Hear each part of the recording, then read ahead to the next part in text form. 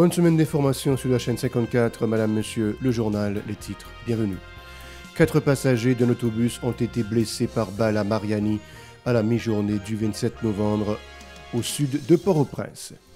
Plusieurs personnes ont été lâchement tuées samedi par les gangsters de Grand Ravine à Carrefour-Feuille, selon des témoins.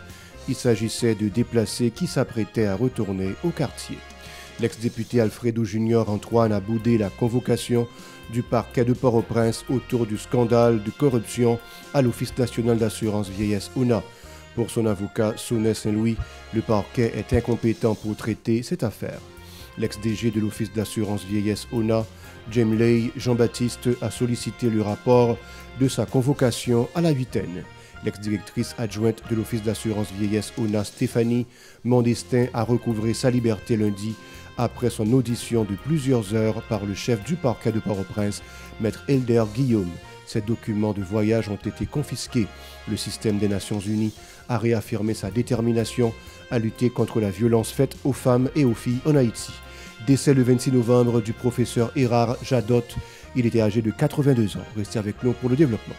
Si vous jugez que cette vidéo est intéressante, n'hésitez pas à liker et partager la vidéo. Et surtout, n'oubliez pas de vous abonner à cette chaîne et activer la cloche de notification pour ne pas louper aucune de nos vidéos.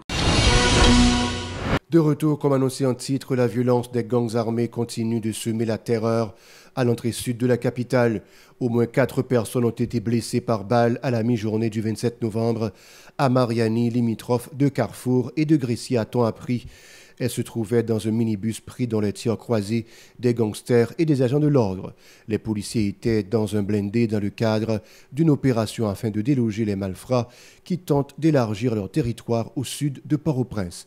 Les blessés ont été évacués d'urgence vers un centre hospitalier. Les résidents de Carrefour-Feuille ne sont pas au bout de leur calvaire suite aux agissements des gangsters de Grand Ravine. En effet, au moins 6 personnes ont été abattues samedi par les malfrats à Carrefour-Feuille. Selon des témoins, il s'agissait de déplacés qui s'apprêtaient à retourner au quartier. Ils ont indiqué que les caïds avaient intercepté les victimes à l'impasse Eddy pour les emmener à l'extrémité de la rue Monseigneur Guillou avant de les exécuter. L'ex-député de la circonscription de Kinskov, Alfredo Junior Antoine, n'a pas répondu à la convocation du chef du parquet de Port-au-Prince, Maître Elder Guillaume, autour du dossier de corruption à l'Office national d'assurance vieillesse ONA. Son avocat, Maître Sonnet Saint-Louis, juge le parquet incompétent pour se charger de cette affaire. L'ex-parlementaire a été épinglé dans un rapport de l'unité de lutte contre la corruption USCC. Dans la convocation, il devait être interrogé pour complicité de blanchiment de produits du crime. L'ex-directrice de l'ONA, Stéphanie Mondestin, a été déférée au parquet dans le cadre du scandale de corruption survenu au niveau de cette institution. Elle a été écrouée par la police depuis le 23 novembre en tentant de se rendre en République dominicaine sur un vol à l'aéroport Toussaint-Louverture. Écoutons une courte déclaration de Sonnet Saint-Louis au micro de Véron Arnaud et Max Rony Orissin. Donc la procédure doit être respectée. Ce n'est pas la même chose. La dame a été arrêtée. Nous sommes dans un état de droit. La définition de l'état de droit, c'est que les autorités, au même titre que les citoyens, doivent être soumises au droit et à la loi. Et c'est la définition même classique de l'état de droit. Donc le commissaire n'est pas au-dessus de la loi, tout comme Alfredo n'est pas au-dessus de la loi. Donc les justiciables n'est pas au-dessus de la loi. Mais les autorités constituées aussi ne sont pas au-dessus de la loi.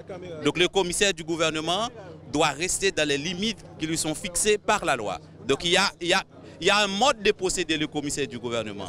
Et en dehors de ce mode de procéder du gouvernement, donc il ne peut pas agir. Je dis simplement que l'invitation est irrégulière et inopportune à ce stade de la procédure. Parce que tout simplement, le parquet n'est pas un tribunal pour discuter ces genres d'affaires. Pour sa part, l'ex-directeur général de l'Office d'assurance vieillesse ONA, Jemley Jean-Baptiste, n'a pas aussi répondu à la convocation du parquet de Port-au-Prince, arguant n'en avoir été informé que par voie de presse. Il a sollicité un report à la huitaine de son audition par le chef du parquet, Maître Elder Guillaume. Il a été indexé pour abus de fonction.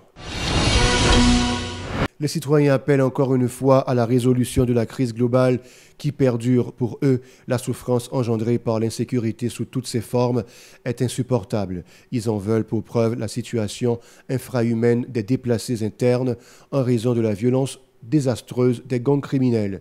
Ces derniers contrôlent une bonne partie du territoire, tout particulièrement les entrées de la capitale, asphyxiant ainsi l'économie nationale, ont encore fustigé ses citoyens. Ils soulignent aussi l'augmentation du flux migratoire à cause de l'insécurité permanente. Écoutons leurs déclarations au micro de Yaspine Sanon et Marie-Carmel Auguste. Je regarde les conjonctions là, pour Haïtiens pareillement, là, pour dans l'autre pays, pour Haïtiens pareillement, rendre abdomen à la rue, pour moi ça sont dérive. Parce que nous-mêmes Haïtiens, c'est Haïtiens nous. Au lieu de mettre tête nous ensemble pour nous vivre, pour nous faire pays nous, au contraire c'est une nous qui manger l'autre. Parce que tout l'autre pays après voler, il y a cherché un bagage pour faire la caillou, pour parler de la caillou, pour parler des pays nous-mêmes nous pour pays nous qui nous craser pays nous, nous mettre mon abdomen à la rue, mon a fini grand, mon fait petit caillou, quand nous allons courir quitter, nous prenons toute salle de gain, plus nous bouler caillou encore, son casquette chinois. Nous avons moyens économiques qui sont difficiles, même là quoi Bruxelles pour aller. Ou 50 gouttes dans mon pouta, li aldel ou limité. Ou pas qu'à monter là, pour aller l'autre bois ou paix. Ou sauter dans la rue, c'est souvent tout dit bon Dieu merci matou. C'est un problème généralisé qui est un problème qui n'a pas pays. Non, tout le monde peut aller mal. Le pays n'a pas dirigé ni il va gouverner. Tout le monde est en connaît pays qui est allé là.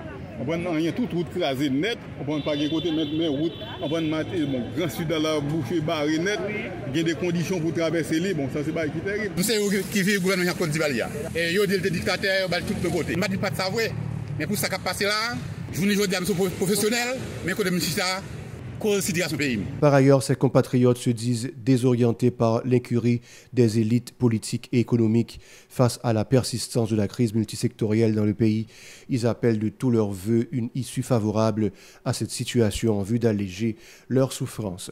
Ils sont toujours au micro de Yaspine Sanon et Marie-Carmel Auguste. Moi-même, ça te fait me dire gain l'État. Pas dire pas gain l'État parce que bon Dieu reconnaître l'autorité. Mais l'autorité par nous, c'est eux-mêmes qui ont fait ça qu'a fait là. Parce que pas un pays au monde pour la sécurité à faire aval la faire là. Goué grème qui dans vie, c'est des petits gens comment me passer pour faire avenir. Je connais ça ce qui me va travailler ça parce que même là même t'as choisi pour un bateau, me sauver petit pays même les requins manger, me quitter pays. Maintenant état bouquet tendez parce que n'a yo gen oreille, yo tendez ouais na crise peuple la vivre là. Exemple là ka fou fait, mais pas les national mais ka fou fait. Si la parler national la grand instance là ka fou fait yo pas ka gérer, qui ça va aller dans tout 10 départements. C'est eux qui ont fait ça, là. C'est eux-mêmes qui veulent faire. Et je connais les gens dans main. Et je connais les gens même les générations, des générations, pas qu'à finir ça. Ça pour nous faire. Peut-être c'est pour les gens qui sont dans le pays qui vont aller l'école. Parce que au moins, pour ne pas arranger tout, faire des mises en place pour capable remplacer monsieur seulement. Ou bien ça que les politiciens sur le danger du pays encore, ni ça gauche ni ça droite. Le problème pays, c'était Jovenel. Depuis Jovenel allé, il était fait connaître depuis Jovenel allé, 90 jours, tout le bagage rololoi. Journée allée, mais ça m'a abri. La Journée internationale pour l'élimination de la violence faite aux femmes et aux filles a été commémorée samedi. À l'occasion, la ministre de la Condition féminine et aux droits de la femme, Sophia Laureus, a fait remarquer que 40% des femmes sont victimes de violences physiques dans le pays. Une situation qui tend à s'aggraver suite aux attaques répétées des gangs criminels, a reconnu la titulaire du MCFDF lors d'une activité à Pétionville. On l'écoute au micro de Yaspine Sanon et Marie-Carmel Auguste. Haïti, à l'instar de la communauté internationale, commémore chaque année la date du 25 novembre qui ramène la journée internationale pour l'élimination des violences faites aux femmes et aux filles. Vous n'êtes pas sans savoir que 40% des femmes haïtiennes ont subi des violences physiques à un moment quelconque de leur vie. Ces violences se produisent malheureusement dans les ménages, dans la rue, à l'école, au travail, pendant les conflits, comme en temps de paix, dans les administrations publiques et les entreprises privées, dans les espaces de compétition politique, notamment lors des élections. Depuis quelques années, nous assistons au développement inquiétant du phénomène de la violence sexuelle perpétrée par des bandits armés. Entre 40 et 50% de femmes subissent des avances sexuelles, des contacts physiques non désirés ou d'autres formes de harcèlement sexuel au travail. La violence à l'égard des femmes et des filles est à la fois une manifestation extrême de l'inégalité et de la discrimination fondée sur le genre. Elle est un outil terrible utilisé pour préserver le statut d'infériorité des femmes, tant dans le droit que dans les faits. Présente la coordonnatrice résidente du système des Nations Unies en Haïti, Ulrika Richardson, se désole du fait que 3 femmes sur 4 soient victimes d'actes de violence en Haïti. Elles sont âgées de 15 à 49 ans, a-t-elle précisé, ajoutant que la majorité de ces cas ont été recensés dans les quartiers défavorisés.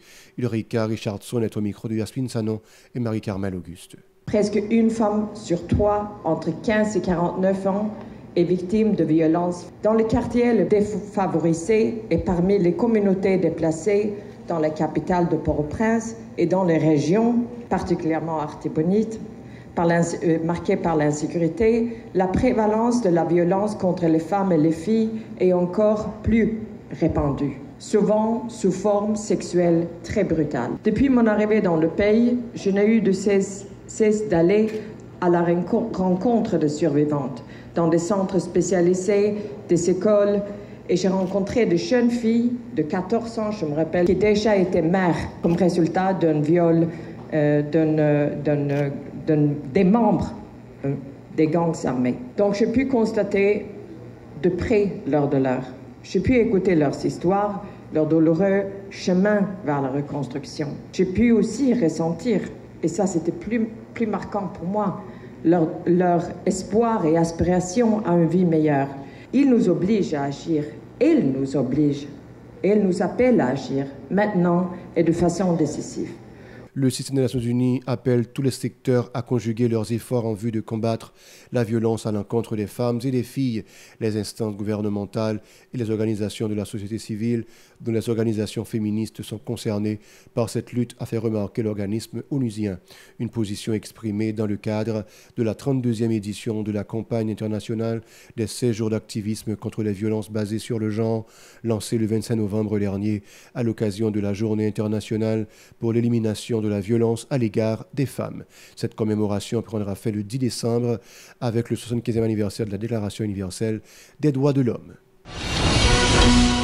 À l'initiative de la Fondation Maurice Sixto, plusieurs enfants ont pris part le 25 novembre à une activité à Pétionville. Selon les responsables, il s'agissait notamment d'informer les enfants de l'existence de la Convention de 1989 relative à leurs droits. Un document ratifié en 1994 par Haïti a rappelé la directrice exécutive de la Fondation, Gertrude Séjour. Elle exhorte tous les secteurs à contribuer aux efforts pour le respect des droits des enfants en Haïti. On l'écoute au micro de Véron Arnaud et José-Philippe François. Le 20 novembre, nous toujours fait activité avec bien-être social. C'est la situation pays qui fait aujourd'hui, c'est le petit crastimoun que nous gagnons. Et parce que nous obligés, droit timoun dans le pays d'Haïti, c'est un besoin qui est très important. C'est un besoin parce que c'est un bagage que le pays a besoin parce que nous pas bail timoun importance. Nous pas bail grand moun importance voir timoun. Nous avons une parole qui dit timoun c'est Tibet. Mais non, faut nous suspendre ça. Timoun pas Tibet parce que c'est timoun ça qui va venir grand monde demain. Nous-mêmes, nous essayons de travailler chaque jour pour nous ouais si nous capables claironner nos oreilles tout le monde que timoun est important, timoun est là. Parce que faut nous préparer pour demain, qui pour utile pays. Qui timoun n'a quitté pour qui pays? Parce que gens nous aller nous quitter Haïti a crasé dans nous. Timoun qui pas moyen pour partir. Qui pays a joindre? Et timoun qui là yo, qui ça y habillé, qui ça yo capable de faire pour pays. Donc c'est peut-être ça. Le docteur Laveni, docteur du gazon veni demander nous pour participer avec mon activité, ça nous dit oui. Pour sa part, la pédiatre du gazon, Charlotte Stéphania, s'est félicitée de cette initiative indiquant qu'elle pourra contribuer à faire progresser la lutte pour le triomphe des droits de cette catégorie. Elle en a profité pour apporter des précisions sur son ouvrage traitant de la domesticité inspiré de la pièce de Maurice Sixto, Ti Sainte-Anise. Suivez. Moi, par arrêté comme spectatrice dans le contexte que Haïti ti moun yo droit yo pas respecté, droit yo a violé tout le temps et dans contexte côté que nous gagnons une situation qui là depuis des dizaines d'années qui c'est domesticité en Haïti. Et donc moi j'ai décidé que moi t'ai doué élever voix moi pour ti moun sa yo. C'est peut-être ça moi écrit livre Caramel là qui inspiré en fait de Ti Sainte-Anise de Maurice Sixto, mais la différence que côté que moi-même moi essayer chercher briser stéréotype yo, côté moi changer image Sainte-Anise qui éternellement reste avec un petit monde qui a fait travail, je dis à moi bali yon l'autre image que moi essayer bali c'est pour montrer tout petit monde que yo pas gain accès à l'éducation ou pas que on doit pour rêver avec elle, que ti moun nan lui-même li nan reste avec li ka oser rêver que un jour li pral l'école, un jour li ka tourner n'importe salvier dans la ville. C'est de ça que Caramel parlait. C'est un ti moun qui te reste avec un jour et qui te croit que lui-même tout li gen droit à l'éducation et moi bay tout Sainte-Anise, tout reste avec qui dans le pays ou qui dans le monde entier, tout le monde qui a travail au lieu que à l'école, ils ont désir, ils ont une nouvelle voie. Côté que yo ka dit tête yo, yo gon futur, yo gon destin. Des enfants enthousiastes encouragent l'organisation de ce type d'activité en vue de faciliter leur épanouissement. Ils appellent tous les secteurs à conjuguer leurs efforts en vue d'une amélioration de leur sort. Ils sont toujours au micro de Véron Arnaud et Jocelyne François. Moi, je me sens bien, moi, je me sens à l'aise parce que je suis dans la Fondation Maurice Sixto. Je vis en France. Pour les gens qui sortent de l'école, moi, il y a des petits gens dans la rue qui parlent à l'école. Ça fait moi mal. Parce que moi, je dis, tout rêve, c'est pour les grands. Je crée un gros appartement pour mettre tout les gens qui sont dans la rue, pour vivre en France. Parce qu'il y a plusieurs gens qui sont dans la rue, les viennent grandir là, ils ne peuvent pas vivre en France. Moi, je pour l'État créer un gros appartement. Pour lui mettre tout le monde qui est dans la rue, puis vivre en France. Parce que des séries de monde, ils ne peuvent pas vivre en France. Mais ils traitent comme ça, ils grandissent. Si je ne suis pas disposé à une gang, je suis disposé même j'avais à passer un bon petit moment ensemble. Mais ça me dit c'est pour un grand monde aussi, ça qui fait rentrer dans la gang. Puis il y a des gens temps pour quitter les gens en repos. Si a fait bail puis faire pour continuer quitter ti moun yo amuser yo ba famille qui te si famille a pas adopté qui te adopté et puis faire ça pour faire avec rêve moi c'est tout un gros footballeur rêve moi ça c'est sûr am c'est l'état comme ça pour quitter ti peuple là en repos pour faire ça gain pour faire quitter ti peuple là vivre en paix ba ça va si a fait affaire pour continuer quitter peuple là en repos. Pour refermer ce journal, sachez que le professeur et écrivain Hérard Jadot est décédé le 26 novembre à l'âge de 82 ans, ont confirmé ses proches. Des membres de la communauté universelle ont salué son départ. Il est l'auteur de plusieurs ouvrages. Le défunt était responsable des éditions de l'Université d'État UEH. Voilà, c'est tout. Restez avec nous pour la suite de la programmation.